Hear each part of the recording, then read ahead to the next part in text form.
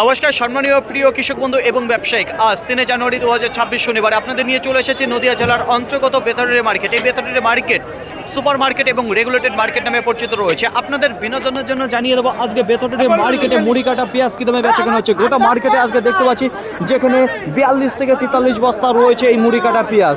তো দেখুন ফ্রেন্ড কী দামে বেচাকেনা চলছে সেটাই আপনাদের জানিয়ে দেবো। তো দেখুন ফ্রেন্ড এখানে যে মুড়ি কাটা পেঁয়াজ আপনারা দেখতে পাচ্ছেন, সাইজের দিকে যদি কথা বলি বেশ ভালোই আপনারা দেখতে পারবেন। তাছাড়া যদি ম্যাচুরিটির কথা বলি সেটা কিন্তু হয়েছে।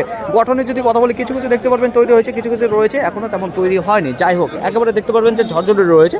তো দেখুন খুব একটা মাটি লাগা নেই, আর থাকলেও কিন্তু বেশ ভালো দেখা যাচ্ছে এখানে যে শুকনো টাইপের।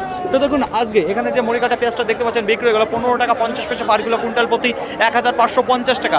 তার নিচেও বেচা কেনা হয়েছে মুড়ি কাটা পেঁয়াজ যেখানে 12 টাকা 50 পয়সা পার কিলো, কুইন্টাল প্রতি 1250 টাকা। তো 1250 থেকে 1550-এর মধ্যে বেচা কেনা চলছে এই বেতারের মার্কেটে মুড়ি কাটা পেঁয়াজ।